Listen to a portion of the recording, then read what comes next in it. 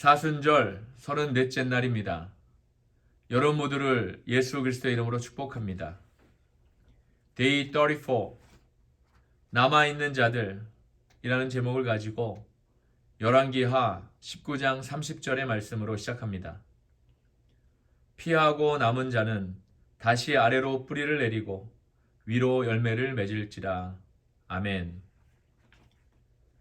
18세기 진젠도르프 백작은 겨자씨 모임이라는 거룩한 음모를 꾸몄다. 이 모임의 회원들은 자신을 위해 살지 않는다고 새겨진 반지를 끼고서 그리스도께 충성하고 사람들에게 친절하며 열방의 복음을 전하기로 굳은 결의를 다졌다. 이 비밀 모임의 회원 중에는 덴마크 국왕, 캔터베리 성공의 대주교, 스코틀랜드 수상, 87살의 아메리칸 원주민 추장 토모 치치 같은 명사들도 포함되어 있었다. 겨자씨 모임의 첫 회합이 열리기 전날 진젠도르프 백작은 회원들을 불러 기도를 제안하면서 반지를 들어 올리며 이렇게 말했다. 형제들이여, 우리가 왜 여기 있는지 알고 있습니다. 내일은 우리가 서약을 하겠지만 오늘 밤은 함께 기도를 드립시다. 진젠도르프 백작 역시 그들과 함께 밤을 새워 기도했다.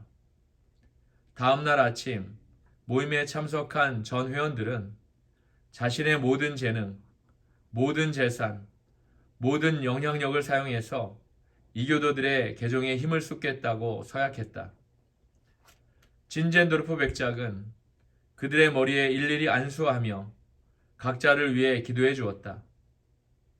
그들의 의식은 수십 분간 지속되었지만 언약은 평생토록 지속되었다.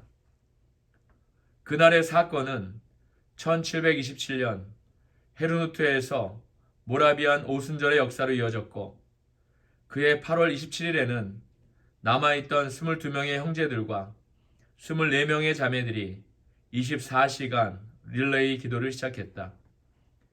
이 기도 모임에 성령이 임하시자 초대교회 120명 성도에게 일어났던 오순절 역사와 동일한 역사가 일어났다. 그로 인해 시작된 중보기도는 그 후 100년 동안이나 지속되었고 심지어 그 마을에 사는 어린아이들까지 모여서 기도를 했다고 한다.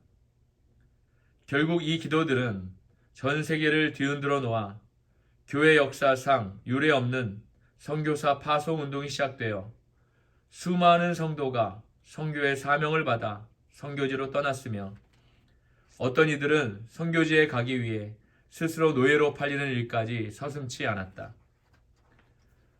역사의 중요한 고비마다 하나님은 남아있는 자들을 통해서 그분의 권세와 통치를 재건하셨다. 그러나 남아있는 자들이 다수인 경우는 거의 없었다. 언제나 소수였다. 신앙혁명은 항상 신실한 소수의 사람에 의해 시작되었다. 혁명의 도화선이 된 것은 새로운 발견이 아니었다. 예전부터 존재했던 단순하고도 진실한 뭔가를 재발견하면서 혁명은 태어났다. 힐기야 대제사장이 율법책을 발견함으로써 국가적 부흥이 일어났던 것이 그 한 예라고 할 수 있다. 율법책을 발견한 단순한 사건 하나가 전 백성을 하나님 앞에 무릎 꿇게 만들었다. 각 시대마다 신앙혁명이 필요하다. 그 시대의 우상들을 파괴하고 허물어진 성전을 재건해야 한다. 또한 그 시대 사람들이 죄를 회개하고 성경의 진리를 재발견하는 일도 일어나야 한다. 우리 교회에서 40일 기도회를 하는 동안 우리가 원을 그리며 기도했던 말씀은 이것이었다. 역대하 7장 14절의 말씀입니다. 내 이름으로 일컫는 내 백성이 그들의 악한 길에서 떠나 스스로 낮추고 기도하여 내 얼굴을 찾으면 내가 하늘에서 듣고 그들의 죄를 사하고 그들의 땅을 고칠지라. 아멘. 우리가 하나님의 약속을 믿고 기도하면 하나님이 그 약속을 이행하신다. 이건 만약의 문제가 아니라 오직 언제의 문제일 뿐이다. 우리가 작심하고 약속이 이루어질 때까지 기도한다면 부흥은 반드시 오게 되어 있다. 해가 동쪽에서 뜨는 것만큼이나 확실한 일이고 해가 서쪽으로 지는 것만큼이나 필연적인 일이다. 찰스 피니는 하나님이 부흥에 볼모 잡혀 계시다는 표현까지 사용했다. 관건은 오직 남아있는 자들이 분발하는 것뿐이다. 우리 교회는 역대하 말씀의 약속을 상기하기 위해 날마다 오전 7시 14분에 모여 기도를 드렸다. 시계바늘이 정확히 7시 14분에 서면 나와 교인들은 바닥에 무릎을 꿇었다. 배가 고프면 밥을 먹듯 거의 본능적인 행동이었다. 그래서 기도 시간을 놓치면 꼭 끼니를 거른 듯한 느낌이 들었다. 국가를 위한 기도의 날에도 마찬가지였다. 그날도 7시 14분에 무릎을 꿇었는데 성령께서 이런 말씀을 하시는 것이 느껴졌다. 내가 남아있는 자들을 사용할 것이다. 아멘. 솔직히 말하면 그날 아침 기도 모임에 나온 교인들이 너무 적어서 약간 의기소침해 있던 참이었다. 게다가 그날은 다른 날도 아니고 국가를 위한 기도의 날이 아니던가. 하지만 하나님은 남아있는 자들이 중요하다는 사실을 내게 상기시켜 주셨다. 그 말씀을 듣고 나니 더 이상은 기도 모임에 나오는 교인 숫자에 신경 쓰지 않게 되었다. 주님의 이름으로 두세 사람만 모여도 놀라운 일이 일어날 거라고 약속하지 않으셨던가. 나는 어느 교회와 도시든지 그 안에는 반드시 남아있는 자들이 있다고 확신한다. 이제 그들이 일어나야 한다. 지금은 혁명의 때다. 다음 세대를 일깨우려면 앉아서 계획만 짜서는 안 된다. 오순절의 역사처럼 기도 모임을 통해 혁명이 태어나야 한다. 국가를 위한 기도의 날 이후부터 나는 열왕기하 19장 30절에 원을 그리며 기도하기 시작했다. 그것이 우리 세대와 모든 세대를 위한 약속의 말씀이라고 믿었기 때문이었다. 열왕기하 19장 30절의 말씀입니다. 유다 족속 중에서 피하고 남은 자는 다시 아래로 뿌리를 내리고 위로 열매를 맺을지라. 아멘. 우리는 위에서 열매를 맺을 것이다. 우리의 기도로 인해 천국 시민들이 증가할 것이다. 그러나 부흥의 뿌리는 바로 기도다. 우리는 그 어느 때보다 열심히 하나님 앞으로 나아가야 한다. 겨자씨 모임의 회원들처럼 전심을 다해 하나님의 얼굴을 구하겠다고 굳은 서약을 해야 한다.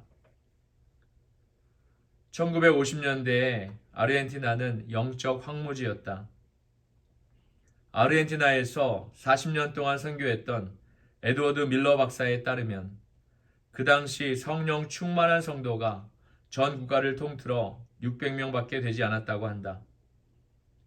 그러나 밀러 박사가 쓴 아르헨티나여 나를 위해 울어요 라는 책을 보면 아르헨티나와 남미를 휩쓸었던 부흥의 물결이 자세히 소개되어 있다.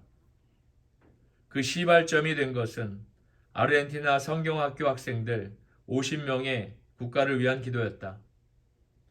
밀러 박사는 그토록 슬피 울면서 그토록 오랫동안 기도하는 사람들을 처음 보았다고 말했다. 그들은 날마다 기도와 통곡을 반복했고 몇 시간의 중보 기도가 끝나면 기도실 바닥이 눈물로 흥건해질 정도였다고 한다.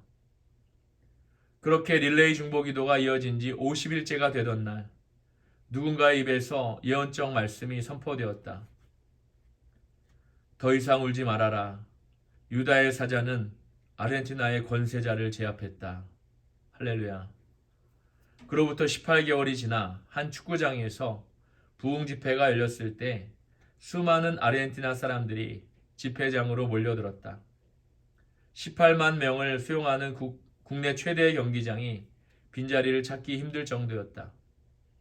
밀러 박사는 그날의 감동을 다음과 같이 전했다.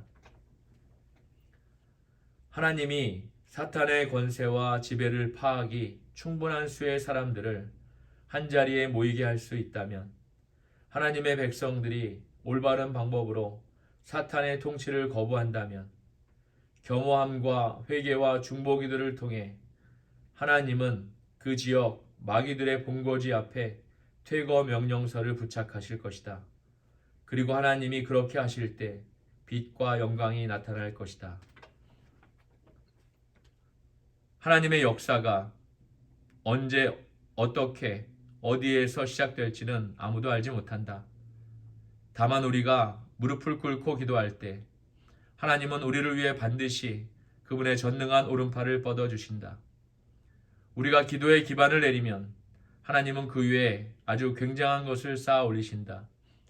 유례 없는 중보기도는 하나님의 유례 없는 역사를 일어나게 한다.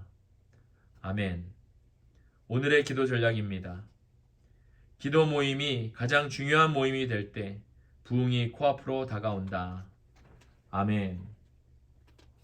오늘 하루도 우리에게 주신 말씀으로 승리하시고 은혜가 충만하신 하루가 되시는 저와 여러분이 되시기를 예수 그리스도의 이름으로 축복합니다.